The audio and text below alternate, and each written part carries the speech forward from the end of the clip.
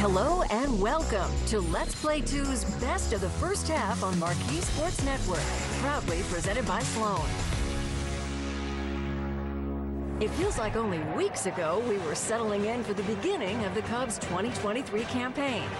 But here we are in mid-July, with the Cubs still keeping us on the edge of our seats. You will not see a more bizarre double play if you watch this game for the next 50 years. There's been plenty to get excited about throughout the spring and early summer, and over the next hour, we'll take you through everything worth watching again. Really good big league ball game here tonight, no doubt. From memorable firsts, Somebody retrieve that baseball. to historic feats, I mean, can you say on fire? This guy's absolutely tearing the cover off the baseball. this season has had no shortage of epic Cubs moments. One of the best catches I've seen in a long, long time. We've got 30 of the best ready to go. Hope you are too. Let's Play 2's Best of the First Half starts right now. We'll start things off with Justin Steele, who took the mound for the second time in a week on May 5th. Sean Barber calls out Soler. I mean, this is nothing more than just a fastball. It's got a little bit of cut action, maybe ends up below the zone. Swing and a miss, strike three. Great start for Justin. 1, 2, 3 after a half. After quickly smelting two in the first, he struck out Jazz Chisholm in the second. Swing and a miss, strike three. Steele is razor sharp at the outset. He has set down 6, 3 on strikeouts. With only one run allowed in this game, Steele tied the Cubs franchise record of 14 starts in a row with under 2 runs allowed. So 1, 2, 3 inning. Carving again, he is done. This Steele is hotter than a furnace. Heading into May 30th, reliever Adbert Alzolay had only picked up 2 career saves. But with the Cubs needing 6 outs against the Rays, Swing and a miss, and just blew him away with 97. he made number 3 look easy. The stuff has been electric this year. Dansby will fire to first in time. 1, 2, 3 for Adbert Alzolay. Nicely done. Alzolay, razor sharp. Swing and a miss, struck him out. 4 batters face, 3 punch-outs for Adbert. His breaking stuff is electric right now. Got him swinging. Alzolay carves up rarely 2 away. He has struck out 4 of the 5 that he's faced. Cubs pen is set down 11 in a row. MARQ 1 for 3 with a single. On the ground is short. Swanson is there. Ball game. Cubs win. Adbert Alzolay outstanding as he closes it out. The Cubs win it 2-1.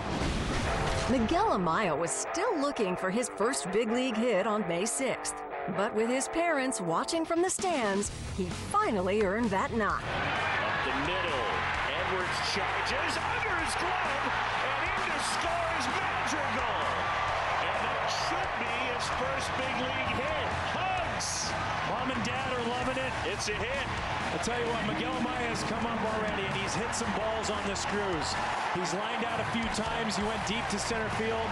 We mentioned it earlier. It's not always how hard you hit it, it's where you hit it. And Amaya was so happy after the win, he joined in with the fans for some post-game karaoke. Go Cubs, go! Go Cubs, go! Hey Chicago, what do you say? The Cubs are going now into the... Matt Mervis made his MLB debut on May 5th against the Marlins. Although it was a day game at Wrigley, as one of the best Cubs prospects in the system, his first game was still under the spotlight. With his parents in the stands, this game was a memorable moment for the entire Mervis family. It's surreal, mostly. I mean, I think I'm pretty calm, and it's like another baseball game, but I think he belongs here. He makes adjustments when he needs to, and he's overcome a lot of adversity to become a hitter at the pro level. I know what he's capable of, and it's just given the opportunity, he can show it. And so that's what happened. Drill, base hit, right center field. Here comes Bellinger. Matt Mervis, first major league hit, and it knocks in a run. God, that's so great. I saw Matt before the game. I didn't want to say anything. He said, all I want today is a base hit. I just want to go out there, hit the ball hard, and there you go, your major league debut. I was able to interview your parents in game. What will be the first first thing you say to them? I don't know. I don't know if I'm going to be able to get any words out. I got a lot of people here supporting me, and I know they're going to be emotional, so it might just be a big hug. These fans giving him a standing ovation, and looking forward to him coming here and playing and producing. I don't know that there's many places on the planet really as good as this place when you get a day game on a Friday and a W and your first big league knock. That's a memorable day for sure. Matt Mervis checked a lot of boxes in his first 2 weeks in the show. First hit, first extra base hit, first multi-hit game. But he was still searching for that first long ball, and on May 16th, he found it. Mervis crushes one. Right field, if it's fair, it's gone, it's gone! First Major League homer for Matt Mervis. And it's 1-1, an absolute rocket off the foul pole. Somebody retrieved that baseball. A signature moment for young Matt Mervis. And that's what you got to do. You got to get the ball down. I mean, he absolutely crushed it. It might have still been climbing when it clanked off the pole. Mervis last year, AA, AAA, hit 36 homers. And you know that's a happy camper. We're only just getting started. There's still plenty more of the Cubs' finest moments coming your way. Yeah, baby. That's what I'm talking about. An outstanding play-by-play from the manager. Stick around. Let's Play 2's Best of the First Half, proudly presented by Sloan. We'll be right back. Welcome back to Let's Play 2's Best of the First Half, proudly presented by Sloan. On July 2nd, 3 Chicago Cubs were each given a very special piece of good news. And there was no one better to give it to them than David Ross. One of the coolest things I get to do as a manager is announce the All-Stars each year. Let's congratulate, we got 2 returning All-Stars, shortstop Dansby Swanson.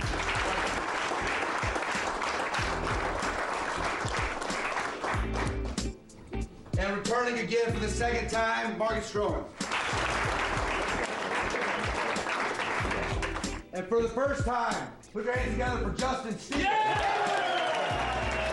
Well, it was really special for all of the 3 guys who were named to the All-Star team, but David Ross saying when he told the team that Dansby Swanson was going, there was cheers. When he said Marcus Stroman was going, there was also cheers. But he said when Justin Steele was announced, there was an eruption because there is something really special about being named to the All-Star team for the first time. You know, in the moment, you know, finding out you're making your first All-Star game, it's really special. It's really hard to put into words, just all the work and all the years, everything that it took to get here. But something I definitely won't take for granted. I'm really looking forward to it. I truly feel like I'm in my prime, and I feel like I'm going to stay here for a long time. So just very, very thankful and grateful for everyone who voted, the fans, obviously, the coaches, players around the league.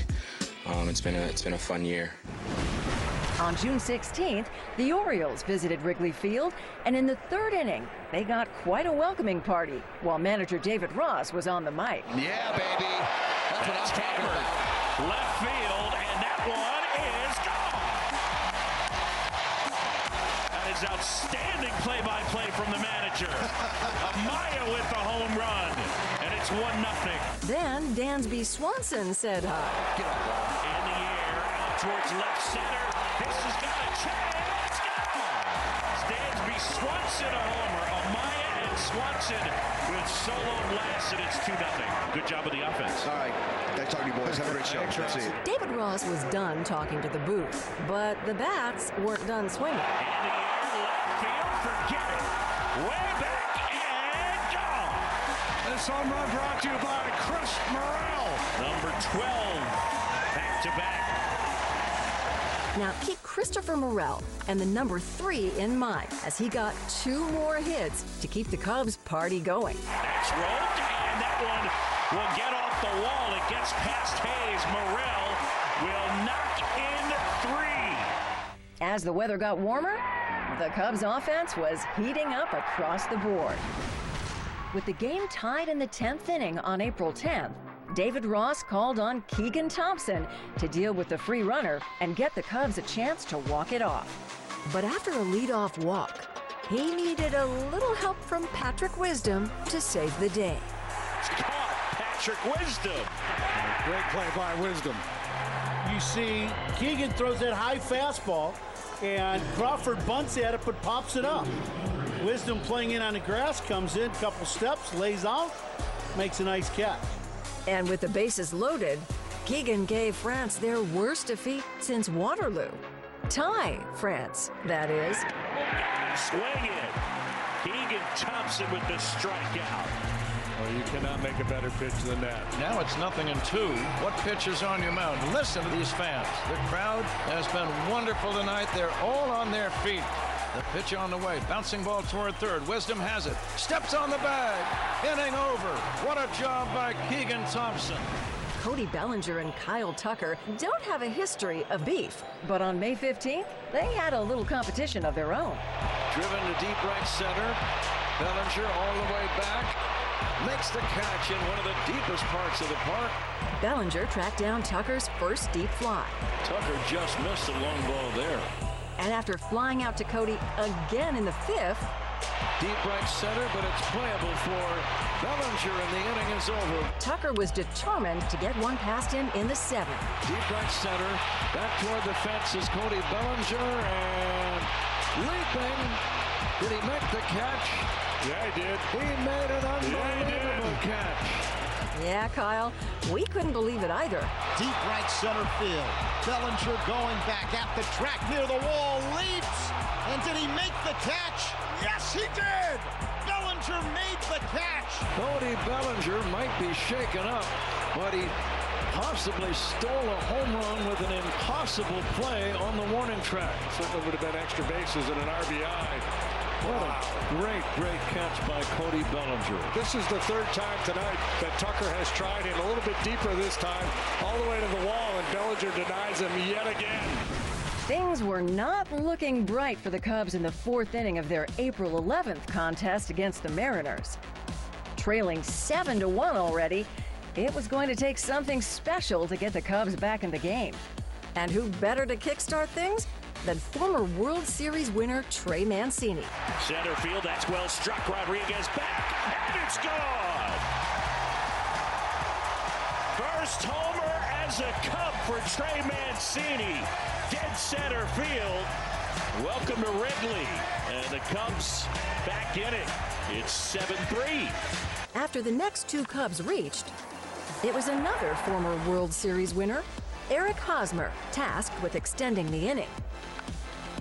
Gets through. Here's Bellinger. He scores, and it's now 7-4.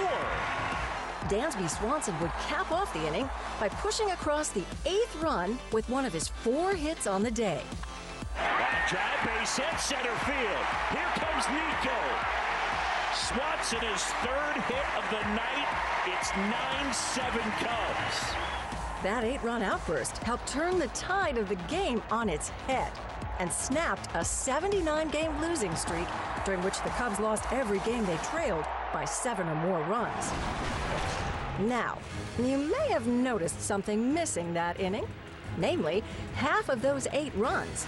No place to put Nelson Velasquez. Those all came on one powerful swing from Nelson Velasquez. Here comes the crowd. In the air, left field, and the Cubs lead. Oh, baby.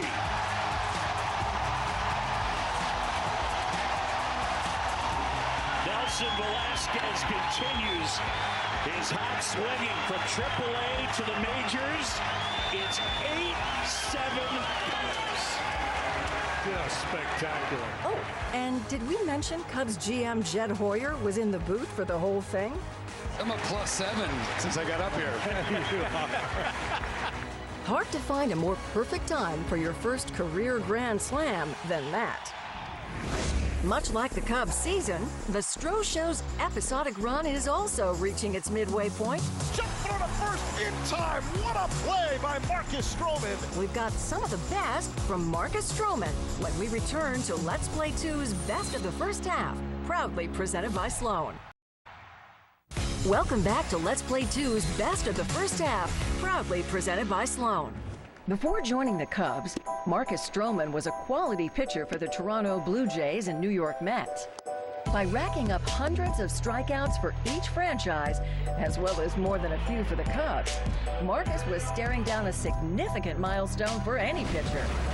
1,000 strikeouts. In there, got him looking, and career strikeout number 1,000 for Marcus Stroman. So congrats to Stro. Let's throw that ball out of play, please. There goes. The announcer goes up on the big board. Fans applaud, and Marcus responds, applauding the faithful here at Wrigley Field. And I give Eric Backus, the home plate umpire, some credit here because he's given him some time to enjoy the moment. Yeah, right? Absolutely. It's been very clear how much Marcus Stroman has enjoyed pitching for the Cubs. And the ironic thing is he'd never pitched at Wrigley Field until becoming a Cub. It's amazing, especially coming for a single baller like me. I'm not someone who punches a lot of guys out, so it takes a few more innings to get there. But I truly feel like I'm getting better with age. So I'm very thankful and grateful for everyone who's been involved in the process, and just very thankful for the moment. There are few things in life sweeter than opening day at the friendly confines. Welcome back, opening day here at Wrigley Field. With Marcus Stroman making his first opening day start in pinstripes and a whole new crew of Cubs making their debuts, the stage was set for the season premiere of The Stro Show. In there, got him. Good start. Marcus Stroman freezes Christian Yelich going away. Check swing, and it went. Third base umpire Jansen Visconti rings him up. 2 on, 2 out. Got him swinging. Stroman punches out Yelich, Winker, and then after 2 reach, he punches out Contreras. After 3 strikeouts in the first, Stroman went into cruise control and made the Brewers look silly. Swing and a miss, strike 3. His 5th strikeout of the day. 6 shutout innings on opening day for Marcus Stroman. I'm very grateful and thankful to have been in this moment, to have the opening day start, to go out there and get the win in front of an incredible home crowd. I'm just excited and happy to be here, to be honest. And the team played an incredible game all around. I mean, it's obviously a special start. We're just so blessed. Like I keep saying, we're just so blessed to be here. So blessed to wear this uniform, and yeah, it's nice hearing this song. Hard to ask for a better start to the season than a shutout on opening day. Marcus Stroman's sinking fastball is one of the best pitches in the majors at inducing ground balls. Double play! And with the ground ball heavy Mets in town, it was a perfect match for Marcus. On the ground, right side, Horner, outfield grass, and throws out Lindor. Bouncing ball hit up the middle, backhanded by Horner on the shortstop side, throws to first. Alonso's retired, 1 away. Stroman threw his sinker 53 times on May 24th, generating an astounding 17 ground ball outs out of a possible 24. And Lindor grounds out 9 pitches. It's me. Pretty much they know I'm throwing my sinker, and they're swinging at my sinker. So it's just like, here it is. And when I get it to the spot that I can get it to, when I know when I'm dialed in mechanically, I feel like I'm going to win those battles majority of the time. And his biggest one of the night came on his final pitch. On the ground, could be 2. Swanson, Porter, double play. Marcus Stroman getting the ground ball. He is fired up. Stroman clapping his hands, yelling in jubilation at the fans behind the Cubs' third base dugout. Stro said it best before the season. That sinker was sankin'. In addition to some near-perfect pitching, Stroman flashed his gold glove not once, but twice. It started with a smart double play in the 6th. A comebacker fielded on 1 hop by Stroman. The second for 1, Swanson the first, double play. That's better than a strikeout. Marcus Stroman turning into an infielder real quick, gets the comeback, but without hesitation. Perfect footwork, a textbook feed to Swanson at second. He's excited about it. A great play, double play, and you're right. That beats a strikeout any day of the week. And speaking of turning into an infielder, he channeled his inner Ernie Banks on this throw to first in the 7th. Tap back to the mound. Stroman jumps, throws. Just because. He is something else. Stuck the landing. 7 strong innings for Stroman. Stroman fields it on a backhand. Jump throw to first in time. What a play by Marcus Stroman. And that ends the top half of the 7th inning. Oh, this is fun. He's having a good time out there, continuing to get the ground balls. does the little jump throw. Man, that's special. I'm a shortstop at heart. I still am. I played shortstop and second base in college, so I'll go out there and take ground balls routinely. Part of the reason why I'm good mechanically is because I'm an athlete, and I think that's a huge testament to me playing all sports growing up and me continuing to keep that athleticism, even though I'm considered a pitcher only. That athletic approach has him primed to make a run at his second Gold Glove. We're halfway through the best of the first half, and it's only going to get better from here. Mike Tauchman running full speed, diving, backhanded catch. Get ready for the top 15 when we come back to Let's Play 2's Best of the First Half, proudly presented by Sloan. Welcome back to Let's Play 2's Best of the First Half, proudly presented by Sloan. Mike Tauchman has been quite the pleasant surprise for the Cubs this season, showing off his bat and his glove since his May call-up. But on June 10th, he made his best impression yet. Deep drive to right center, on the run, Tauchman back toward the wall. Dive, did he make the catch? I think he made a fantastic catch. Mike Tauchman running full speed, diving, backhanded catch. One of the best catches I've seen in a long, long time. Sensational. Well, off the bat, I think it's a homer, and then I kind of see it's coming up short maybe in that alleyway there. That's Triple's alley, and he lays out. One of the best catches I've ever seen, for sure. Incredible play by Tauchman. Coming into July 7th, the Chicago Cubs were 0-12 in franchise history against the Yankees in the Bronx and 0-5 in their new stadium. Hard to believe, right? Former Yankee Jameson Taillon, big strong right-hander pitching for the Cubs tonight. So naturally, it would take a former Yankee to help turn the tide. And a foul tip held on to by Amaya struck him out. Jameson Taillon showed his former team what they're missing. Bader went too far, struck him out. Jameson Taillon is set down a dozen in a row. Turning in his finest performance of the season so far. After allowing a single to Gleyber Torres in the first. Breaking ball swung on and missed. Strike three. Another strikeout. Taillon on a roll. Taillon retired 22 of the next 24 hitters he faced, en route to 8 shutout innings of one-hit ball. 8 shutout innings for Jameson Taillon. Give yourself a hand. Adbert Alzolay locked it down in the ninth. Ball game. Cubs win. Win this one and take the opener. Earning the Cubs their first win in the Bronx in over 100 years of franchise history. The Cubs beat the Yanks in New York, the first win they've ever had in this ballpark. On April 17th, the bats were as hot as the California sun for the Cubs as they knocked out 20 hits in Game 1 against the A's. Can you count them all? Dansby Swanson, Ian Happ, Yan Gomes, and Nico Horner all contributed with 2 hits apiece. And 7 Cubs total had a multi-hit game. The Cubs just banging the ball around the yard. They had 13 knocks down in the ball game. Including Seiya Suzuki, who capped off his day with hit number 3. Line drive into right field. That's a base hit. 3-hit game for Seiya Suzuki. That was hit 18 for the day for the Cubs. But we'll be sure to catch you up on the final 2 in just a second. We left out 2 other players who had multiple hits in that game. And if you watch the whole thing, you might be wise to who one of those players is. Forget it. Wizzy's done it again. 4th straight game with a homer. Look out. And it's 1-1. I mean, he just hits the ball so hard. And that was scorched. And with Wisdom this hot, how could his multi-hit game not be a multi-homer game?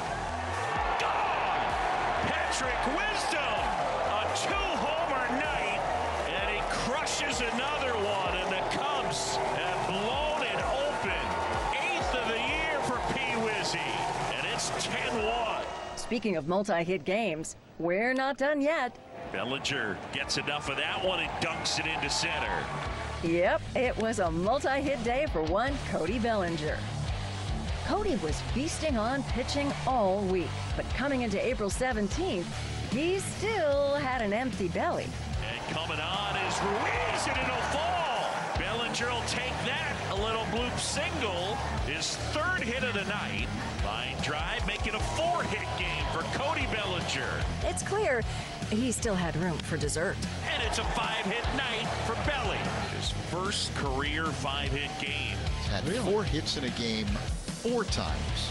Rounds off the Cubs total to a nice even 20 hits for the game. See? We told you there'd be 20.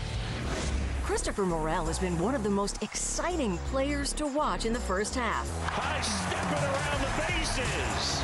Welcome back, Christopher. We've got his finest moments just around the corner on Let's Play 2's Best of the First Half, proudly presented by Sloan. Welcome back to Let's Play 2's Best of the First Half, proudly presented by Sloan. In mid-May, Christopher Morel and Seiya Suzuki were seemingly in the midst of a friendly home run derby. But despite Morel's home run streak, on May 17th, Suzuki put together a performance that kept all eyes on him. Before Morel's big blast later in the game, Seiya swatted a solo shot to left in the first. Home run Seiya Suzuki, a no-doubter over the Crawford box seats. That's one of the longest to straightaway left that we've ever seen Suzuki hit. And in the third, Seiya said, "See ya again." In the air left field, and he's done it again. Seiya Suzuki left the lot one more time. A 2-run homer, and the Cubs now lead at 5-1. And no doubt, I never saw this come down. He's homered in his last 3 at-bats. He'd also reach on a walk, Seiya Suzuki takes the walk. a single, That's a nice piece of hitting right there. Base hit left field. He's been on base safely 4 times. and another free pass. And he's safely aboard for the 5th time. Yeah, add those to the 2 homers, that'll get your OPS up. Entering a May 23rd game against the Mets, Christopher Morel was the hottest hitter in baseball, with homers in his previous 4 games. And don't just take our word for it. I mean, he's got some serious power. I mean, I think it's pretty obvious if you've been watching what he can do. You know, he's a threat. As soon as he steps in the box, he's in scoring position. Big energy piece for us, and obviously what he's doing is pretty amazing. I don't think I've seen men do this. That's right. He went from kid to man seemingly overnight. And with MLB's premier power bat in town in the form of Pete Alonso, Morel had to put on a show. High fly ball, left field. As if on cue, it is gone. He's gone yard again. Wow. And this one scraped the clouds. 7-2. Just remarkable what he is doing. 5 consecutive games now with a home run for Christopher Morel. I mean, that swing is so powerful. I mean, can you say on fire? This guy's absolutely tearing the cover off the baseball. He joins Mike Schmidt, Larry Walker, and Luis Gonzalez as the only players with 9 homers in their first 12 games of the season. That's since 1900. Saying he's on fire is not enough. Let's flash back a bit. It's hard to have a better first career at bat than Christopher Morel did in 2022. Oh my goodness! Why not? That was a special moment.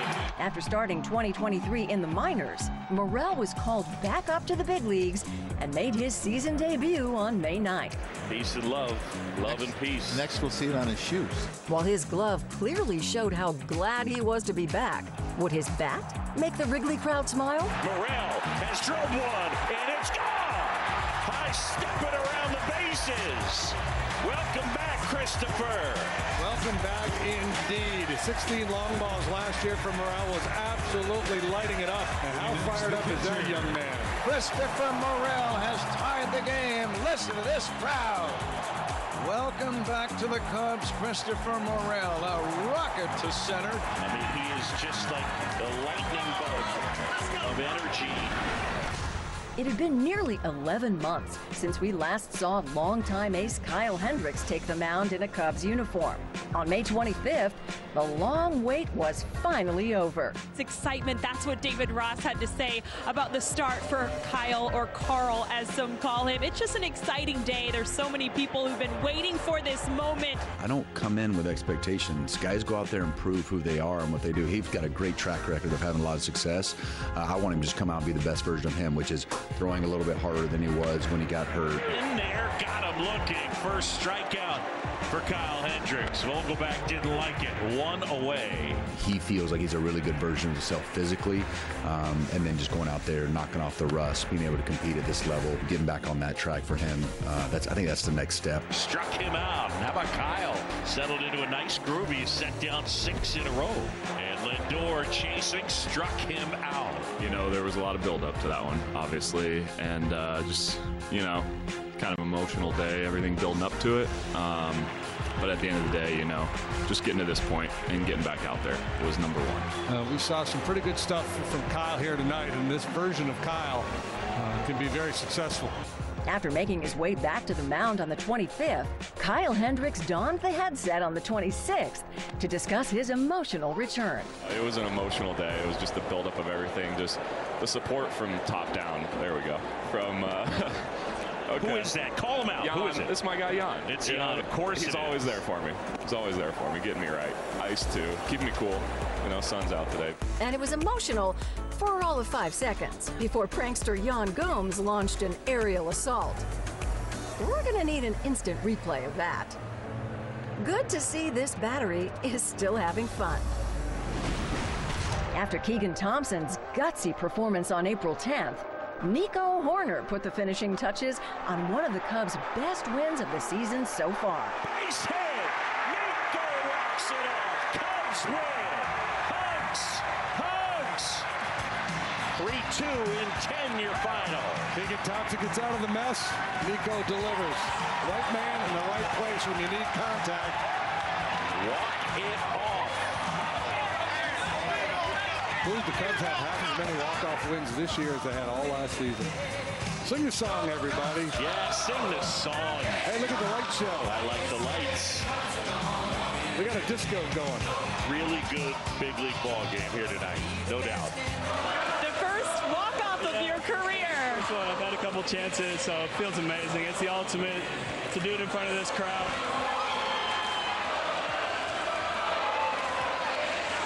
Grateful to have a 65-degree night with that right now, but no, just an amazing place, great game. I love where our team's at, and we couldn't ask for anything more. After that, we couldn't ask for anything more either, Nico. After posting a 3.5 ERA in 2022, Stroh has taken 2023 by storm. And with the first-place Rays in town, he put it all together for his finest start in a Cubs uniform. Line around towards left center. Tauchman sliding and he makes a grab. Tauchman ended up making a very nice play. 3 up, 3 down. Rays do nothing after a half. And Wall.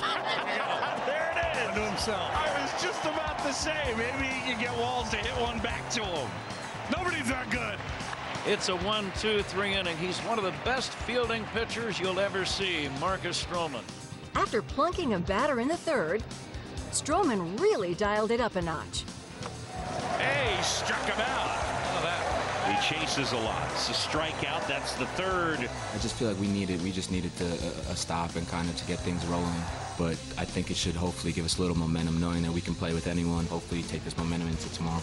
Stroh took his momentum and a no-hitter into the 7th. And after a leadoff hit and a walk got him into trouble, he brought the house down with a twin killing. And Marcus Stroman pumped up. So this was like an amazing moment for me, and truly just grateful, thankful for all the fans. And with a chance to go the distance, Stroh showed no fear against the AL's top team. Stroman gets over. Oh! What a play by Marcus Stroman. On the backhand, able to snare that. Mervis saying, nicely done. Going CG at Wrigley, that's like one of the top moments in my career. You know what I mean? The energy. On the ground to first, and that's going to do it. Mervis steps on the bag. Marcus Stroman, what a job. Cubs win. So that gives me so much momentum and motivation. I can't put that into words. So I'm very, very thankful for the home crowd and the fans. I truly think they're the best fans in the game. You heard it from Marcus. It wasn't just him. It was everyone, even the fans, making this magic happen. 25 down, 5 to go. If you're trying to guess the top spots, better lock your answers in now. My goodness, you got to be kidding me. I really don't know if I've seen a wackier 4 innings in a long time. The best of the best is up next on Let's Play 2's Best of the First Half, proudly presented by Sloan. Welcome back to Let's Play 2's Best of the First Half, proudly presented by Sloan. It was London calling for the Cubs for a few days in June, as the boys hopped on a jet and flew across the Atlantic to take on the Cardinals in the second edition of the MLB World Tour London Series, where they get a unique opportunity to help grow the game abroad. Anytime you get a game like this going on across the pond, it's really cool. All the fans are here. They're really excited about it. You know, the teams are excited about it. Baseball in England it's kind of growing, kind of how soccer is growing in America, and it's just kind of, you know, it's a really unique thing to be a part of, and I know all of us are going to be able to, you know, enjoy this experience, you know, and just kind of see the hype around baseball in a different way than we're accustomed to. It's cool. So after a few days of double-decker bus tours and fish and chips, the boys suited up for one of the coolest events of the season. Ian Happ wasn't wasting any time against Adam Wainwright. He made sure the Cubs scored first in this series. Cracks one in the air, deep center field. Back goes Edman, near the center field fence. That ball is gone. Ian Happ goes to dead center, and the Cubs lead 1-0.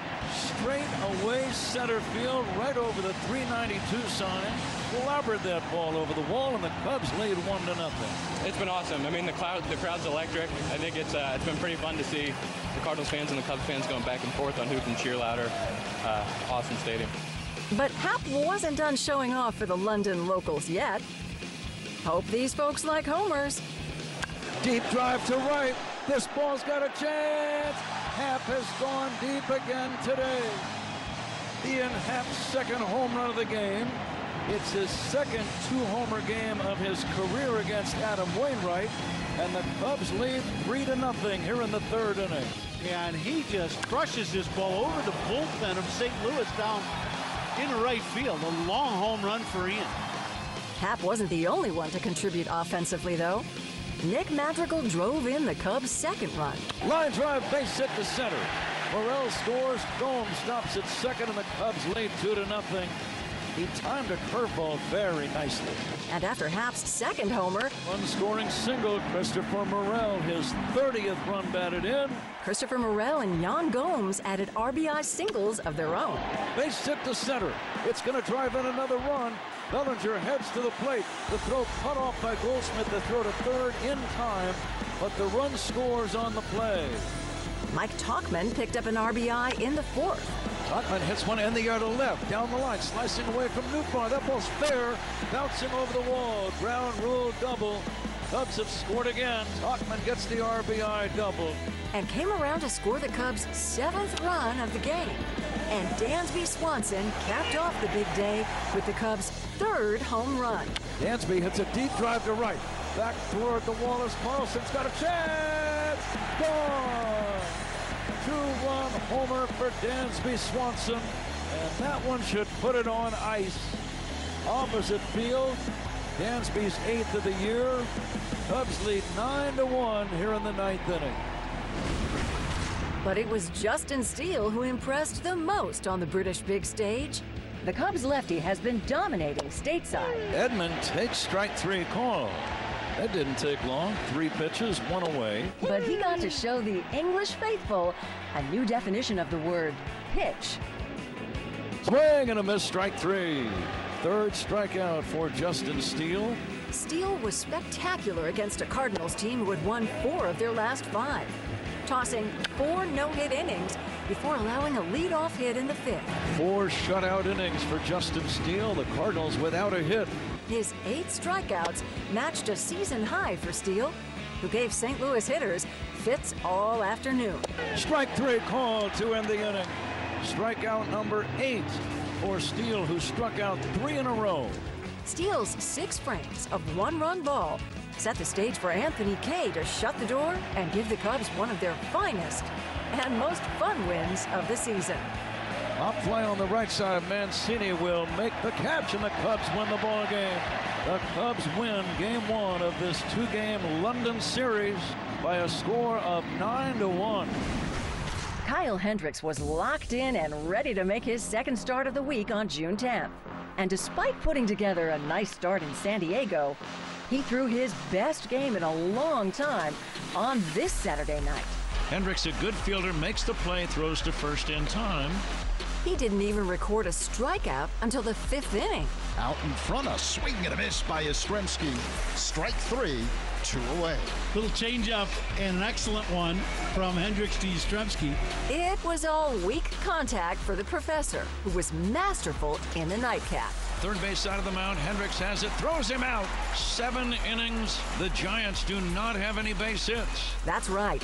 7 2/3 no-hit innings. Yastrzemski hits a ground ball. Corner backhands it, throws to first. Out number 2.